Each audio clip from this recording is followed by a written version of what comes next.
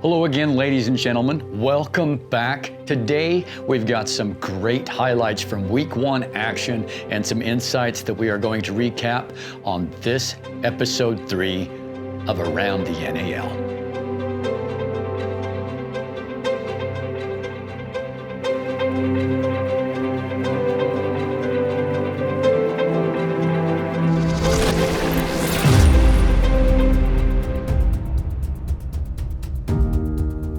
Ladies and gentlemen, it's an exciting time. The season has officially kicked off. The off-season is finally over. Anyone that's been around this sport for a while knows that there is no other sport in existence that has a more entertaining off-season, with teams that come and go, some that rise up, some that fold, teams that change leagues or change their logos, their looks, their uniforms. There's no off-season that's more exciting than the one of arena football. And this past off-season, we've seen many NAL teams go, and many of them come. And we've seen the CIF completely disappear. Some of those teams have gone to the new iteration of the AFL, who's trying to kick off with 16 teams, some of which were opponents of the Omaha Beef and Sioux City Bandits a year ago. In addition to that, the AIF is revived and playing games, making for what I will forever call the most tumultuous offseason in arena football history. But alas, that offseason is over. And regular season of the National Arena League kicked off this last Friday. The Omaha Beef got to show off their shiny new orange turf, bright on St. Patrick's Day, as they expectedly put on an absolute rout of the Tri-State Tridents, 74-0. Ouch. What a preseason matchup for them. Last time the Omaha Beef had a preseason matchup, they beat their opponents 71-0. And then didn't lose a game all year. Foreboding? Perhaps. Can they repeat an undefeated season? That is the question. But then again, perhaps the Beef's biggest test this year might be this next weekend, as they go all the way to Greensboro, North Carolina, at the Snake Pit for a date with the Carolina Cobras. Let's recap our regular season games from Week 1. We're going to start with the Oklahoma Flying Aces on only 3 days of practice, going to Sioux City to take on the Bandits. We've got Braden Mites taking care of kickoff duties, opening drive for the Aces. Torrance Carr Young is sacked by the kicker, Braden Mites. This is another reason arena football is so entertaining, ladies and gentlemen. When was the last time you heard of a kicker getting a sack on defense? First pass for Scott Jensen is picked off by Mallory, putting the Aces in business. Torrance Carr Young, who is normally a receiver, finds Thomas Wingham, who sheds a tackle from the kicker. And the Aces go up on top early. Irv Strobean's just lighting his troops up like a General Patton speech. Come on, boys. Get us a score. They put in a jumbo package, and Prohaska follows a key block from his kicker for the Bandits' first points of the regular season. Good call, coach. Early in the second quarter, longtime Bandits QB Scott Jensen tosses his 200th career touchdown pass to Fred Bruno. Wow. The Bandits faithful come out to congratulate him on the achievement, putting the Bandits back on top. Later in the second, it's Jensen looking for Bruno again, and he reveals why we don't talk about Bruno. The weirdo catches touchdowns with his legs. Draco Statham is covering him absolutely perfectly, and Bruno makes a sensational catch for his second TD of the game. Someone should inform Disney that we got to start talking about this guy. Early in the third quarter, Jensen hands it to the kicker for a touchdown. Who says kickers are worthless? Braden Mites for the touchdown, 25-6 is the Bandits' lead. It's a rout. Late third quarter, Carr Young says, not so fast. He starts to find a rhythm with a big play to Manalo Caldwell, getting them down close to the goal line. Carr Young would follow with a great push from his line to get points for the Aces. Bandits' next possession. The Aces' defense stiffens as Arnell Anderson gets the sack on third down. Aces ball. Carr Young airs it out to Rashad Rocket Ridley, who brings it to a one-score game. Flying Aces showing some grit on the road. Bandits choose to effectively milk the clock and finish the next drive with Drew Prohaska flipping into the end zone for his second score of the game, 31-18 Bandits. Next drive, Torrance Carr Young goes deep again, this time finding Zuri Davis for the touchdown. The Never Say Die Aces pushing for that comeback in style.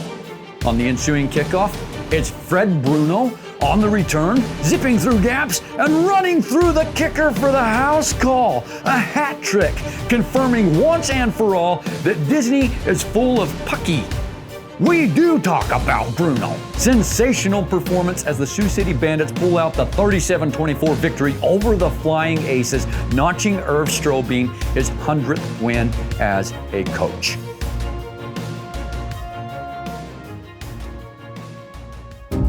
Man, I gotta say, there are very few coaches that ever reach 100 career wins. Irv Strobing, congrats to you, coach. You're an amazing coach, an amazing man, and you have notched your name in history that very few get to enjoy. And congratulations to Scott Jensen for throwing his 200th career passing touchdown. As to the Flying Aces, they really impressed me. They showed me a lot of grit. When they were down and out late in the game, they're throwing with a quarterback that's actually a receiver on 3 days of practice that didn't really get to develop a rapport with the receivers, and they didn't give up. They kept fighting and made some plays late in the game that made it interesting. Torrance Carr Young had to fill the role of quarterback because other quarterbacks on the roster had left to play on other teams' rosters. But as a result, Carr Young threw for 3 touchdowns, added another rushing touchdown, and his only turnover came late in the game when he was trying to bring the team back into it. As to the greatest individual performance of the game, I have to give it to 2 different gentlemen. The first is Fred Bruno. 2 touchdown catches and a clutch kickoff return for a touchdown when they needed it the most. Like I said before, Encanto and Disney are full of intestine juice, okay? We do talk about Bruno, or at least we should be, because this player is sensational. My second game ball I have to give to Braden Mines. The guy does everything. He's kicking off, he's kicking PATs, he's getting sacks and tackles for loss. He's being the lead blocker for Drew Prohaska on his touchdown, and he gets a touchdown of his own. The dude's everywhere. He adds so much value to this team, and anytime a player is listed on the roster as athlete, it means he can do it all. And he does make his own sandwiches. At least, I think he does. Somebody can correct me on that, but he might be a world-class chef for all I know. Let's go to Idaho, where the Carolina Cobras made their longest trip in franchise history. Opening drive, former Memphis showboat Guy Myers finds Kendrick Ings for the 5-yard touchdown. 7-zip Cobras. Idaho Horsemen's response, Austin Schaefer on the quarterback keeper, dives for the end zone and scores. It's a 7-7 tie. Guy Myers, under pressure, runs and jumps and ends up riding the wall for a moment. Later that drive, a bad exchange leads to a fumble recovered by the Horsemen. Schaefer goes deep, and it's a diving catch for a touchdown. Sensational grab by Ryan Stokes. Horsemen on top. Ensuing possession, Myers zips a bullet, and a great touchdown grab from Adam Smith is the result. Didio Weber PAT puts the Cobras up by 1, but he wasn't done. The lefty kicks the kickoff deep, splitting the uprights for a deuce, adding 2 points. It's 16-13 Cobras. Austin Schaefer acts like he wants to win or something. He pulls the ball down, gets a block, then runs right through Joe Powell, of all people, for a Horseman touchdown. What a play. 21-16 Horseman lead. Do we want another lead change? Yes we do.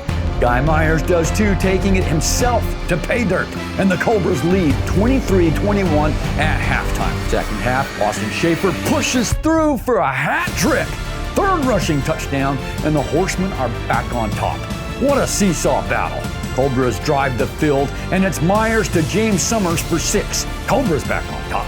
Next possession, Powell on the blitz, but Schaefer zips to Blackwell, who's in for the touchdown. Horsemen back on top.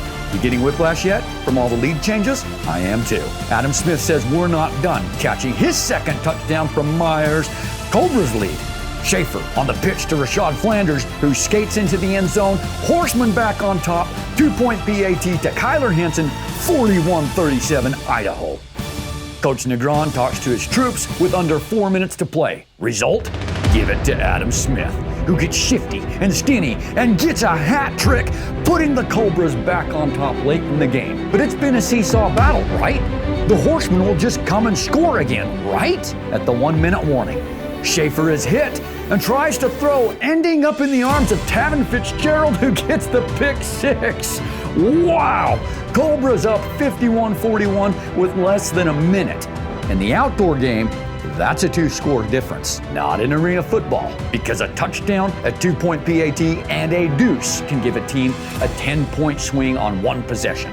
The never say die Horsemen drive down the field. Schaefer throws deep, and coming off the net, it's nearly picked by Joe Powell.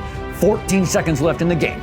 Schaefer floats it out to Rashad Flanders for his second touchdown. With only 9 seconds left, you gotta go for 2. Schaefer is looking, decides to run it, and gets the 2-point conversion, and the Idaho crowd is alive. Do you do an onside kick, or do you go for a deuce to tie it? Looks like the kicker tries for the deuce, but just misses it, and the ball falls harmlessly to the turf, helping the Cobras to escape their long road trip with a 51-49 victory to start the season. What a show! What a show. Ladies and gentlemen, this is arena football. There were 11 lead changes in this game. 11. What a show for the Idaho crowd. A back and forth seesaw battle. It was intense all throughout the game. If it wasn't for a D.D.O. Weber deuce in the first half, this game might have gone to overtime, and who knows what would have happened. And there's a lot of people that I could mention in this game, but I'm going to give my game ball to a member of the losing team, Austin Schaefer. This guy's incredible. 21 of 38, 121 yards, 4 passing touchdowns, 10 carries for 82 yards, 3 rushing touchdowns. The dude was doing it all. He's a big guy, but he's also extremely athletic, and he's got a great arm. And the way that he works with Chris Reynolds and the game plan that Chris Reynolds ran was absolutely sensational. I think they did a very good job. Both of the teams really impressed me for different reasons. Overall, I believe it was a great opening weekend for the National Arena League. We've got another pair of matchups this weekend that are absolutely great. We've got a member of the American Indoor Football League, the Cedar Rapids River Kings, led by head coach, my friend, Darren Speedy Clark, going in to take on a very good-looking Colorado Spartans team. I'm really excited for this one. We also have a marquee matchup. The Omaha Beef, who haven't lost a game since Benjamin Franklin discovered electricity, are going down to Greensboro to take on the Carolina Cobras, who are licking their wounds from a very long trip. That's going to be a really fun matchup. You don't want to miss it. These two teams go head-to-head for the first time in history. And guys, we hope to have a preview video for you this Thursday afternoon on Around the NAL, where we're going to have interviews with either players or coaches of both teams and break down the action coming up this next weekend. So please, stay tuned this Thursday for another episode of Around the NAL. Thank you.